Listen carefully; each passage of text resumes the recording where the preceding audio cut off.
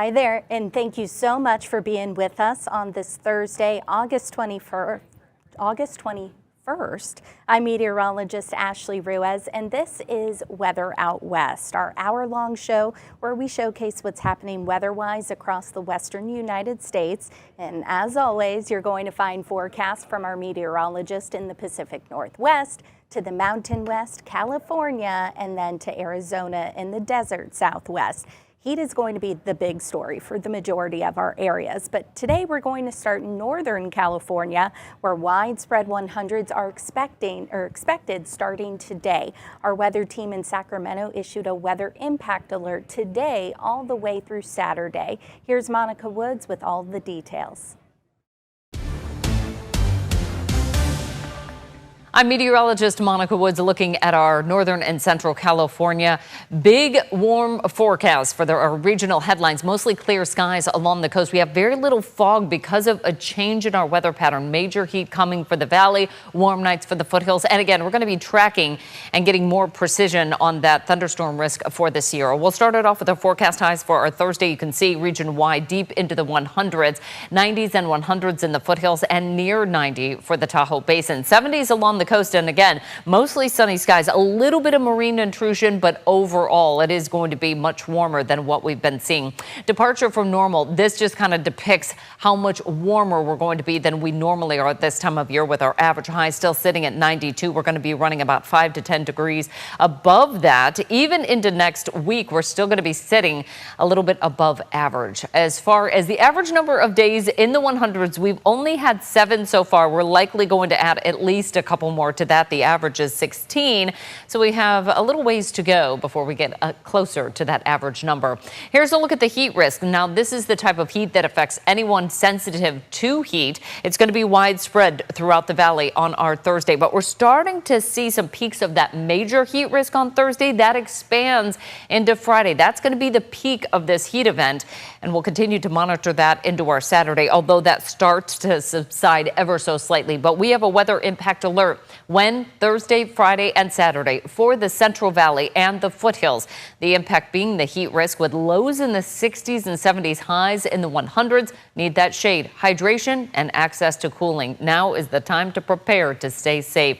Heat advisory in place up and down the Central Valley and even towards the coast. Again, those highs ranging from about 100 and in some places getting awfully close to 110. Extreme heat warning a little bit farther to the south and along the coastal communities for the Central Coast, even for the higher elevations there along 395. One extra factor that we're going to be tracking, especially by Friday through the weekend, is going to be that risk of thunderstorms. Now, that actually expands throughout the entire Tahoe Basin with not only a risk of thunderstorms, but also wetting rain.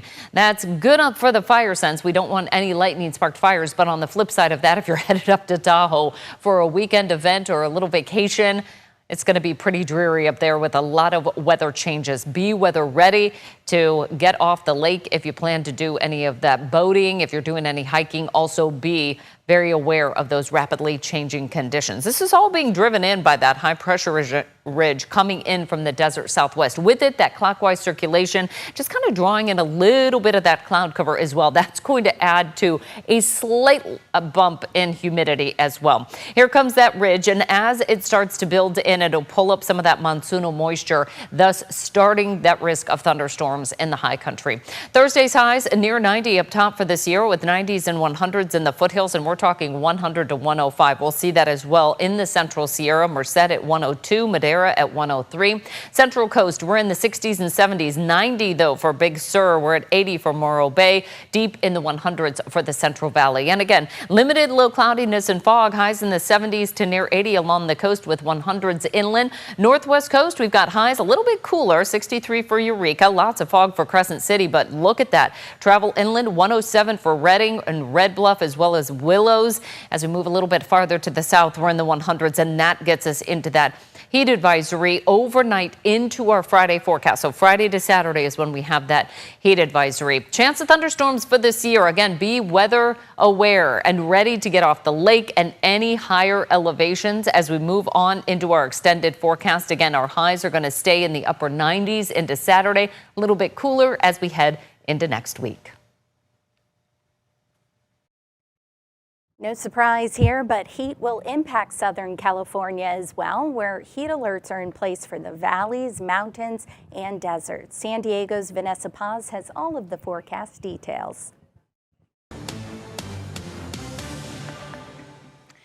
Well, happy Thursday from San Diego, California. I'm CBS 8 meteorologist Vanessa Paz. Here's what it looked like earlier this morning from Coronado. If you've visited San Diego, you likely have visited this spot. It's a popular destination for tourists. As we take a look at headlines inching towards the end of the work week and saying hello to the weekend, we are going to be in for a weather whiplash. We're talking about very warm conditions. If you're hanging out along the West Coast, you probably know what we're talking about because the heat is going to be expansive, spanning from Southern California all the way towards the Pacific Northwest. So here are the headlines. Temperatures locally here in San Diego will be anywhere between 5 to 10 degrees warmer than average. We are expecting mountain thunderstorms as well as showers, along with muggy conditions now all the way through next week. And locals can head west to beat the heat because we will have that marine layer in the morning, especially acting as our natural air conditioner, but it will mix out by the time we get towards the noon hours. All right, here's what I'm talking about. That ridge of high pressure is going to provide heat for a lot of areas, stretching from Oregon, Washington, all the way down to California, Southern California for us here in San Diego. As of yesterday at 10 a.m., everyone, with the exception of the coast, is either under a heat advisory or an extreme heat warning. These areas highlighted in the orange are under that heat advisory. Daytime highs this afternoon all the way through the weekend will soar close to that century-degree mark. It's set to expire Friday night, but it could very well get extended depending on how long that heat lingers. The extreme heat warning, meanwhile, will be impacting the desert areas, those areas highlighted in the maroon color, all the way through Saturday night. They will soar blazing anywhere between 110 to 115 in the coming days. In comparison to where we should be for this time of year, the inland valleys, interior parts of the county will be anywhere between 5 to 10 degrees warmer than normal. And I put an asterisk next to Palomar Mountain because that's where we could beat a daily high record with a high of 94 later on this afternoon. So the problem is we don't really cool off much when it comes to the evening hours. Overnight lows will trend in the high 60s tonight, and that's another reason that heat just compounds during the day and even at night. Not really a lot of relief. I mean, we're talking about lows getting down to the low 70s for Escondido as well as El Cajon. That is unusual for this time of year, especially when it comes to those evening hours. All right, big picture, there's our next weather maker, that ridge of high pressure. It is just going to be dominating the West Coast in the coming days, expanding westward, strengthening, and it's also going to pull in some monsoon moisture, a lot of moisture from the Pacific as well as the Gulf of California. So here's what it looks like. Our European model, it tends to be on the ambitious side usually, but it shows us a chance for some showers, maybe even Pine Valley getting in on the action tomorrow night. And notice what happens when I fast forward to Saturday night around 5 o'clock. It becomes more widespread. Those areas who won't see the impacts of showers as well as thunderstorms will certainly feel that monsoon moisture in the form of mugginess. So it's going to be pretty gross when it comes to conditions outside. We're talking about high humidity levels and warm temperatures. You mix those two together and you're looking at pretty uncomfortable weather outside over the coming days. Coastal areas will be in the high 70s, low 80s all the way through the start of next week, and will drop a few degrees Tuesday and Wednesday. However, because that monsoon moisture will continue to linger, it's going to remain uncomfortable. Inland areas will be in the low 90s all the way through Sunday, and then we'll drop down to the 80s, returning back into the 80s by the time we hit next Tuesday all the way through the latter part of next week. And looking ahead to the mountains and desert areas, the time of concern is all the way through the weekend, even into Monday. We'll be inching closer to that 115, 113 mark on Friday, and then we'll drop down closer to 110 by the time we hit the weekend. Coming up after a quick break, we'll have forecasts from Denver and Phoenix, and later, details about high heat in the Pacific Northwest over the weekend.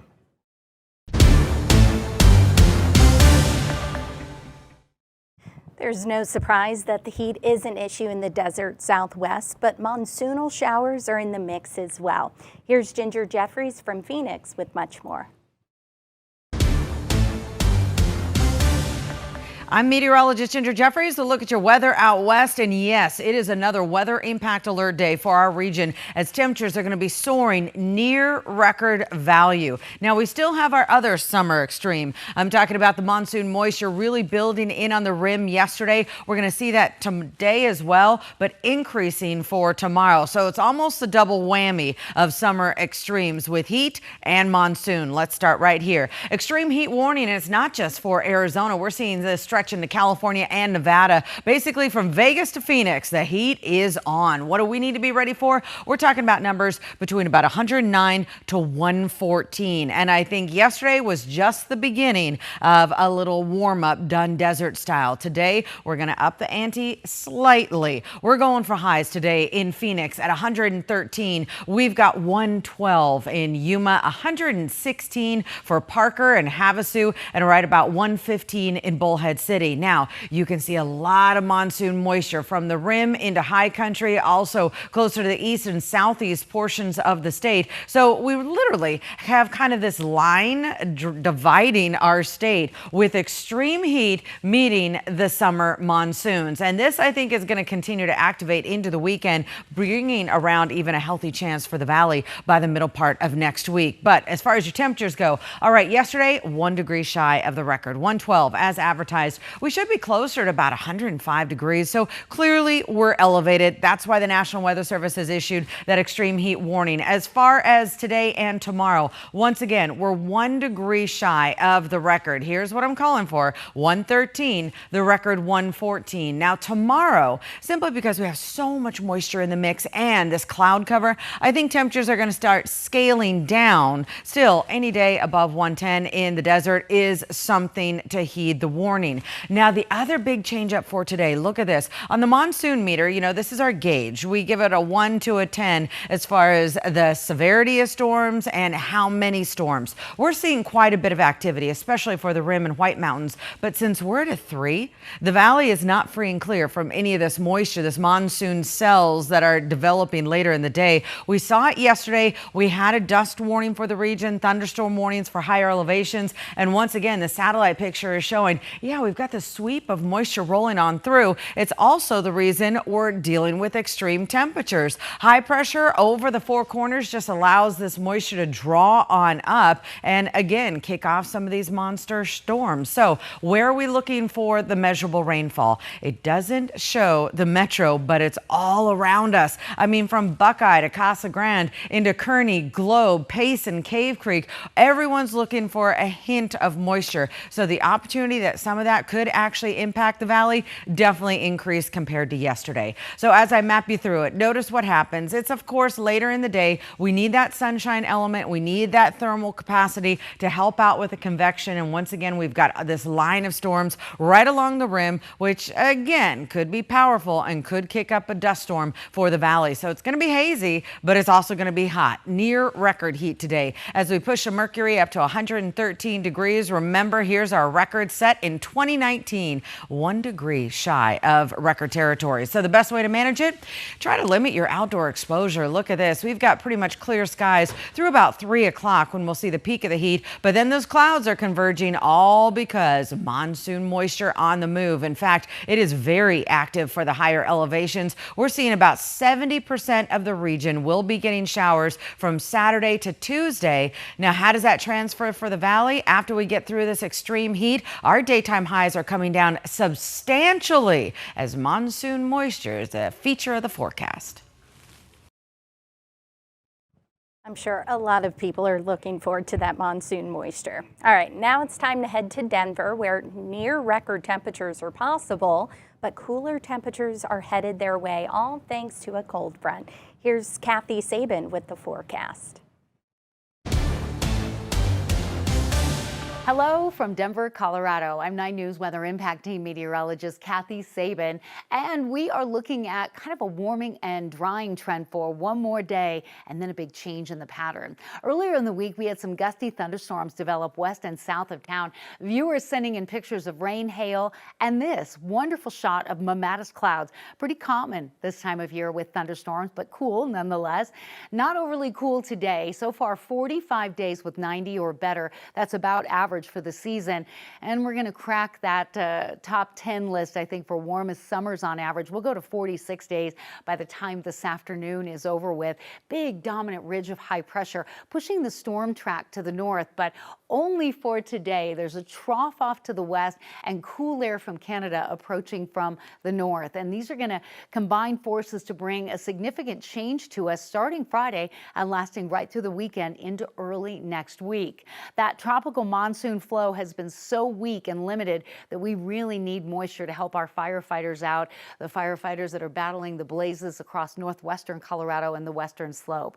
We continue to monitor Category 2 Hurricane Erin, which will kind of sideswipe the Carolinas, bringing rip tides and a lot of water and wind, high surf. We're also seeing some heavy showers across the Gulf Coast in the next 48 hours. Not a lot of rain for Colorado yet, but things will be changing with the arrival of that front on Friday morning, and that will mean scattered showers and storms in the afternoon Friday, along with the beginning of a cooler weather trend. We're starting this morning in the mid-60s and warming to the upper 90s. I have a forecast high of 98 for today, and the record is 99. And then the front comes in, we cool to 85, 40% chance of rain from storms. And then look at this. We're calling it an early preview of fall with highs in the 70s and a chance for rain off and on over the course of about 4 days. And wow, do we need to see that water in drought-ravaged western Colorado. I'm 9 News Weather Impact Team's Katie LaSalle. Now today it's been hot, dry, stagnant, upper 90s for the metro area. We are still dealing with smoke from the Derby fire burning over Eagle County. That is creating some haze off to our west. But it is another ozone action alert day here for the metro area, up north to the border for ground ozone. We see a lot of these during the summer. So today we're talking about what exactly does that mean? What is ground level ozone and how can it impact your health?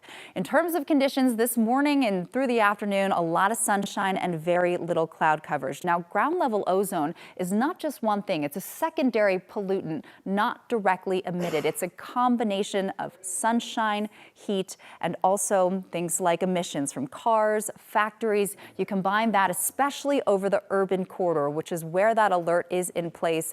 That creates ozone to elevate, unhealthy for sensitive groups. So if you do suffer from any respiratory issues, asthma, it's definitely recommended that you spend a little more time indoors on these types of days. The good news is we are tracking our next front. It's set to arrive for Friday morning. That'll kind of clear some of that stagnant air and haze out of the metro area and also bring in some more widespread moisture. We're bracing for cooler air and wetter weather, and as we give you a look ahead, it's going to be a pretty stormy weekend, so keep the rain jacket, the umbrella handy as we get into both Saturday, Sunday, and Monday. Much cooler weather ahead. Giving you a look at our 8 to 14-day precipitation outlook. Great news for Colorado. We are expecting some ample moisture, especially for Monday, but it is going to stay cool and wet, feeling a little more like fall as we get into next week. After the break, the high pressure over the west will bring a heat wave to the Pacific Northwest over the weekend. We're taking you to Seattle and Portland next.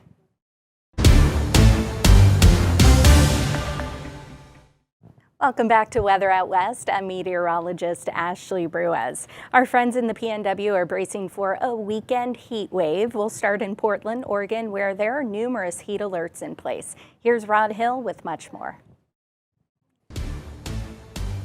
My pleasure to say it's a pleasant day so far here in Portland. I'm meteorologist Rod Hill coming to you. I won't be able to say that much in the coming days because the extreme heat warning from our friends at the Weather Service kicks in tomorrow morning officially at 11 a.m.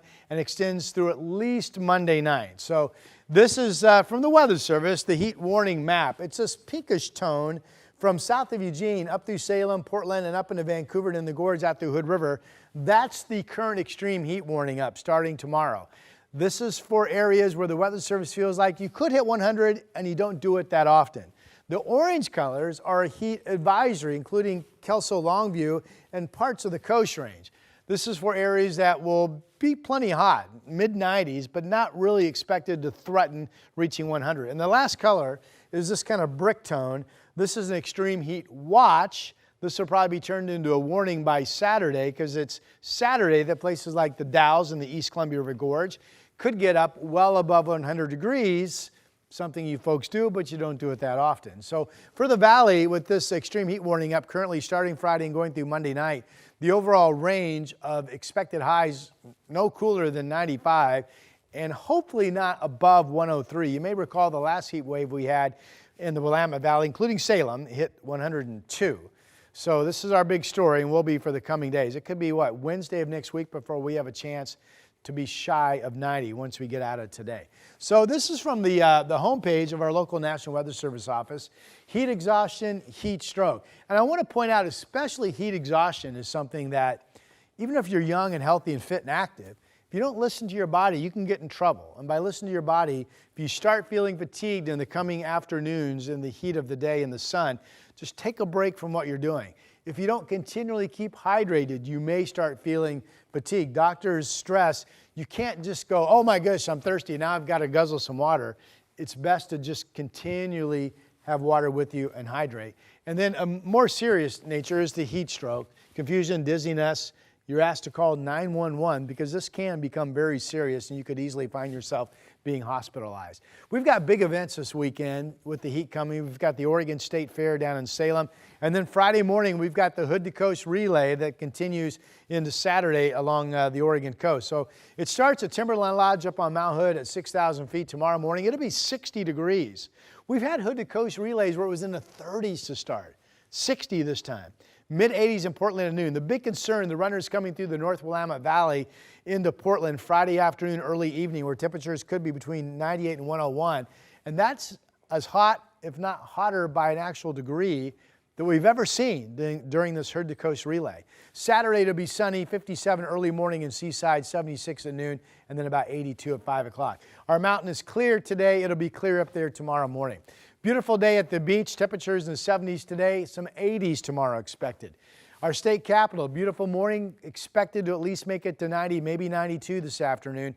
Portland could hit 90, but we think we'll probably stay in the upper 80s. Here are the numbers. This shows Salem at 92 today, so becoming hot. Southwest Washington generally holding in the 80s, but well up into the 80s. Vancouver, like Portland, I have stopping at about 89. We do think Eastern Oregon mainly stays in the 80s today. Could be 90 though in Central Oregon and 92 out in the Dalles, 75 in Tillamook. All right, here are the numbers. The red is the KGW weather impact alert for the hot weather. We haven't been above 82 in a week, so being near 90 is something people will definitely feel this afternoon. And then the 100-degree threat tomorrow and Saturday, the 97 Sunday, the mid-90s on Monday into Tuesday. Maybe we're finally 88 on Wednesday. I just checked. We are officially almost a month and away, 32 days specifically until fall, but who's counting? Of course. After a nice break from the summer heat, the 90s are making a comeback over the weekend in Seattle. Here's Rich Marriott with all of those details.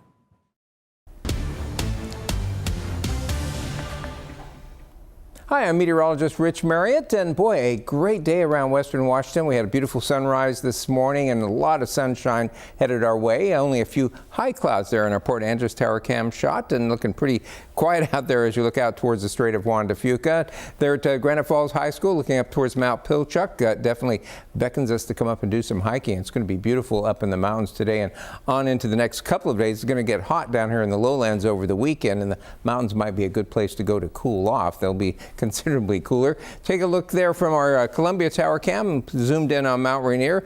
Pretty well lit up, and a lot of morning haze here. It's not wildfire smoke, it's just the morning haze that gets trapped when we get that inversion that forms overnight because we had clear skies, and that's going to lift up. It'll get mixed out into a deeper layer of air and kind of dilute that, and it'll gradually go away as we head towards it a little bit later on this morning. Looking out there along the coast, a beautiful day out at Westport and a good time to head out towards the coastal beaches. The temperatures out there today are going to be pushing into the mid to upper 60s, so a great afternoon to be out there enjoying some of the scenery. First alert 7-day forecast. See, we do warm up today and it stays comfortably warm, and then we start to heat up tomorrow, and then over the weekend it gets hot. Saturday and Sunday will be 80s and 90s, maybe some mid-90s in the hottest spots, and just a little bit of cooling to start off the week. So those are first alert weather days, and we do see some gradual cooling though as we head farther into the week next week. Looking at the satellite image, not a gigantic change from what we've had during much of the week. We still have that big low out there in the Gulf of Alaska, but that's actually moved a little farther away from us, and you can see the big area high pressure over the western states still in place. We're going to be seeing that build into the Pacific Northwest over the course of the next couple of days. That is going to cut off our ocean air conditioning as we head towards the weekend, and it's going to allow temperatures to start to warm up, and then a little bit of a thermal low pressure is going to form in Puget Sound. What net effect of that is going to be to give us some downslope winds, which will add some heating by compression. All of that will combine together to push those temperatures into the low to mid 90s in quite a few places over the weekend, which is hot for Puget Sound, that's for sure. Checking the temperatures there in Seattle, you can see Saturday and Sunday, upper 80s and low 90s, and we could see that swap. Either one of those could end up being the hottest day of the series, and then we start to see that little bit of cooling as we head into next week. But it's slow cooling, so it's going to take a while to get back to our normal highs, which are in the mid to upper 70s.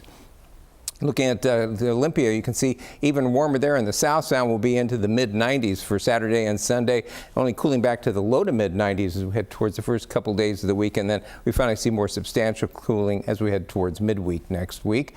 In terms of the smoke, the good news is we're not seeing any significant smoke right now over western Washington, but that could change as we get this hotter temperatures moving in and the drier air. We could see a flare up of that Bear Gulch fire, so we may start to have some problems with smoke out of there again as we get into Saturday and Sunday, and we'll keep close track of that. But in the meantime, we have really nice air quality up and down the Sound and over in eastern Washington, with good air quality just about everywhere, which is gives us better views of the mountains, that's for sure.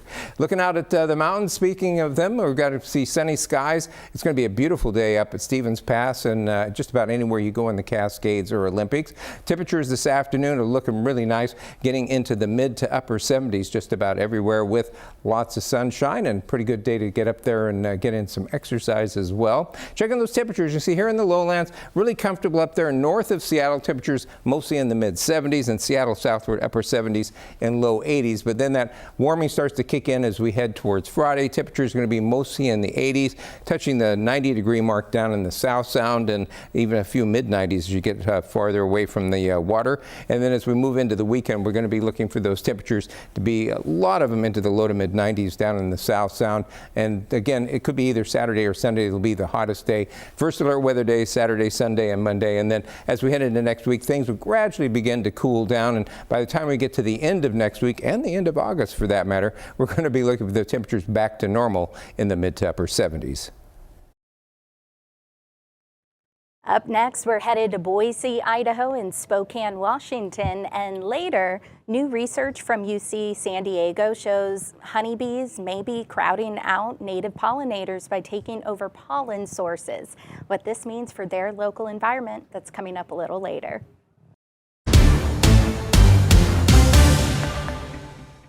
It's going to be hot and hazy in portions of Idaho today, where temperatures are expected to climb over the weekend, as well as storm chances. Here's Hector Mendoza in Boise, Idaho.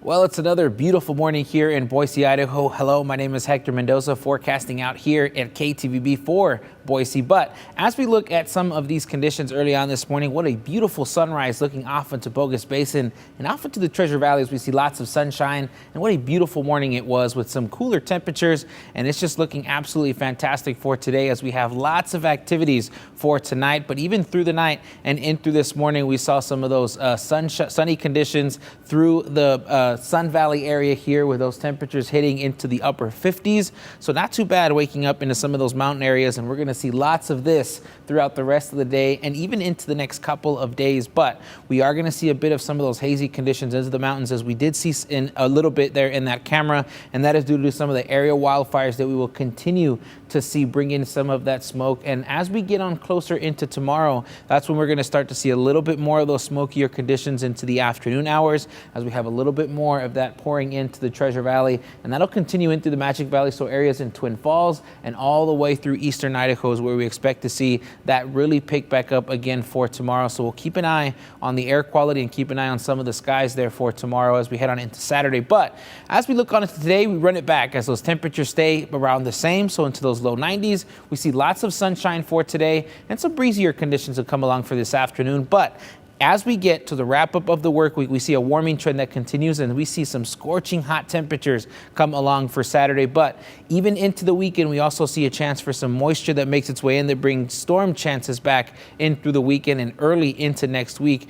But as we look on to today and the next couple of days, this ridge of high pressure is what's going to continue to bring us some of the warm temperatures. We're also seeing some moisture continue on, see some thunderstorms in areas of eastern Idaho. But for the most part, there in the Treasure Valley, the mountains, and even into the Magic Valley, we will continue dry. But as we fast forward through this future cast, we will continue to see that other than some clouds, we stay dry and we pretty much stay warm through the next couple of days as we look on into Saturday, where we see some clouds maybe make their way through on into the Treasure Valley. But we'll continue with those sunny skies into the next 5 days. But again, as we talk about those temperatures, 96 degrees, so well above the average. If we drop down into the upper 80s in terms of our average high temperatures, then we get close to triple digits as we head on into Saturday. Some spots could get to 100 degrees here in the Treasure Valley. Then we drop back down into those upper 90s there, close to the mid 90s into Sunday. And then we will continue to see those low 90s as we head on towards the middle of the week. And we're also paying attention to some storm chances that come along here in the Treasure Valley. So this is what we're looking like as we head closer into Sunday, as we're starting to see some of those chances increase Sunday into Monday. And then we continue with some of those chances at least until we get into the middle of the week. And we're going to see lots of clouds that'll start to continue and make its way through. So as we look at the 7-day forecast for the mountains, low 90s for Saturday, seeing mostly cloudy skies, and those temperatures drop into the upper 80s for Sunday. Then we have those storm chances that do come along as we get on into Tuesday, Wednesday, and possibly into Thursday, as we will drop back down closer to seasonable temperatures there into the mid 70s. We look at the 7-day forecast for the Twin Falls area in the Magic Valley, back up into the mid 90s for Saturday. We stay into the 90s there into Sunday, and then we see those shower chances come along as we get towards the middle of the week. And that's pretty much what we're going to be seeing as we continue on into the middle of next week for all spots in Southwest Idaho. So again, the mountains, we looked at the Magic Valley. Now it's time to look at Boise, as we're going to be near triple digits as a reminder there. And some of those temperatures warm up to those low 70s in through the morning in terms of those lows there as we head on into Sunday. Then we have those clouds that will continue Sunday, Monday, Tuesday, and Wednesday. And then we'll also see those storm chances and some of those shower chances also continue for Monday, Tuesday, and Wednesday afternoon. Just like in Idaho, it's going to be a nice summer day in Spokane, Washington, although temperatures will climb over the weekend, especially for central Washington, where extreme heat alerts are in effect starting Saturday. Thomas Patrick has the latest from Spokane.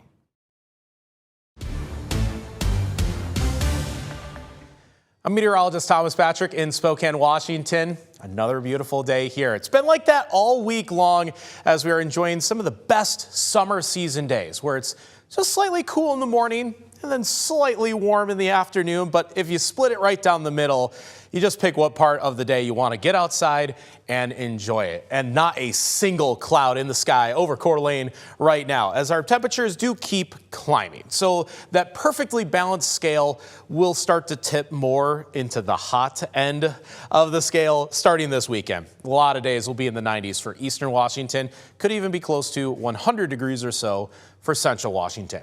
That's where I want to start, because we did get a handful of alerts issued for the central part of Washington state. These mostly extreme heat watches. This issued a couple days in advance as they're prepping us for the hot weather starting this Saturday. It actually goes from Saturday till Tuesday. Temperatures in this region will range between about 95 and 105 degrees, with the Tri-Cities near Kennewick likely getting the hottest of that. Spokane is not under the extreme heat watch because we likely won't get into the warning criteria here. By the way, let's break that down, because sometimes this can often get confusing between the watches, the warnings, and the advisory. So simply speaking, if it's a watch, it's upcoming. So for this case, it's 2 days in advance, but it won't stay as the watch category. It has to get divvied up into either warnings or advisories. When you get them both at the same time, it basically means severe or a mild criteria, respectively. So if it's extreme heat warning, that's the hotter of the two criteria. If it's just heat advisory, it'll be a mild impact. but still will be pretty hot outside. And I'm expecting kind of a 50-50 split for the inland northwest when we get to this weekend. Today, though, again, just about perfect. 86 the forecast high versus the average of 83 degrees. Here's what it looks like all throughout not only eastern Washington, but North Idaho as well. That's like slightly above average when you're seeing about 87 and 88 degrees. Not a whole lot of 90s just yet, but it's going to get a lot more common for the days to come. So the big focus, especially for the West Coast, has been this heat dome. It's over Arizona and the Four Quarters region. And while it solidifies itself over the southwestern U.S., the air mass itself does get far enough north that it's going to heat up areas like Portland, Seattle, Boise, and Spokane. And that's why our temperatures will be well above average. We'll see a variety of those alerts, be them the warnings or the advisories, depending on the severity of the heat. I'll say this, though, for Spokane, this is not going to be the hottest weather of the summer. At 93, 94 degrees, that's about 10 degrees above average. That's pretty hot, but it's not seriously hot. The difference here is that this heat wave is going to last a long time. It's actually the duration of the heat wave that I'm a bit more focused on. Are you noticing this is at least 6 days in a row at 90 and above? Might not actually stop there either. We could go all the way through Labor Day at 90 or above. So the duration of this heat wave, more important than just outright how hot any individual day is going to be. So for the weekend ahead, 93 degrees both Saturday and Sunday. Again, not records. That stands at 99 and 100 degrees respectively, but it just keeps getting hotter and hotter into early next week. Ignore the fall weather on the East Coast that they're going to get. It's the complete opposite for the Pacific Northwest. The hot weather very well could last all the way through Labor Day, which is the following weekend. So it's not out of the question that Spokane could get as much as 10 days in a row of 90 and above. Again, not the hottest weather of the whole summer season, but up to 94 next week. Coming up after the break, we still have much more to go over, and this is going to go from the West Coast to the East Coast. We have details on coastal flooding concerns on the East Coast from Aaron.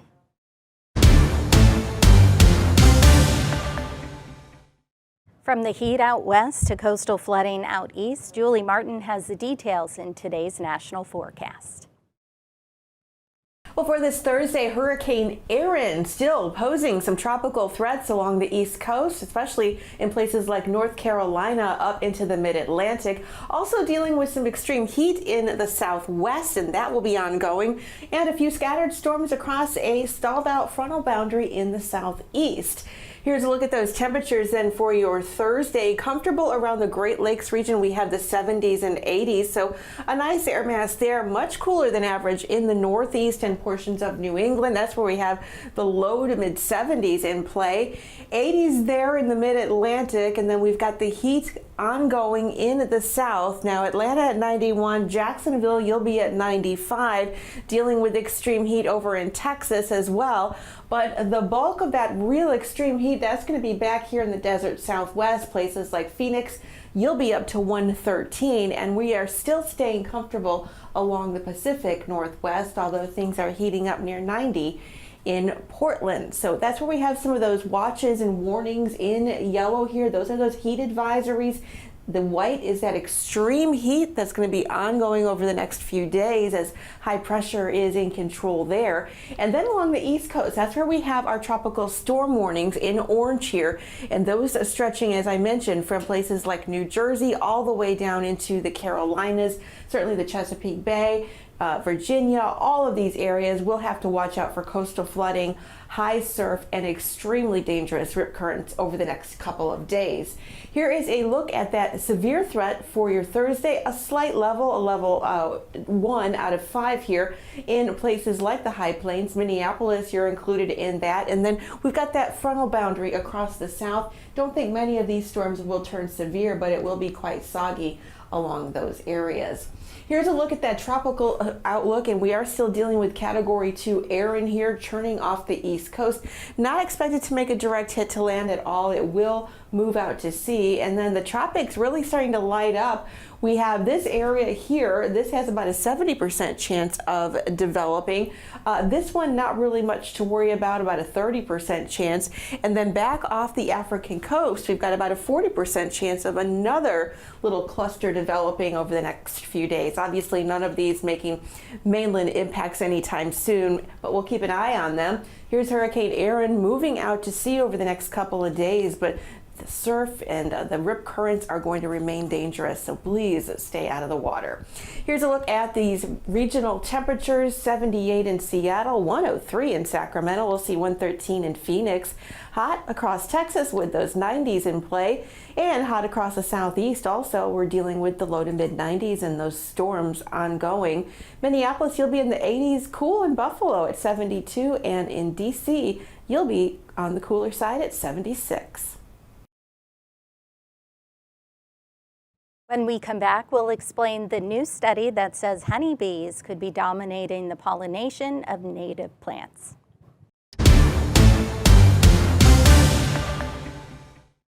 Welcome back to Weather Out West. Now it's time to talk about that new research out of UC San Diego, where they suggest that honeybees could be dominating the pollination of native plants. So much so that they have monopolized the pollen other species rely on. San Diego meteorologist Evan Noorani talks about the researcher who led the study and shows us the impact it could have in their region.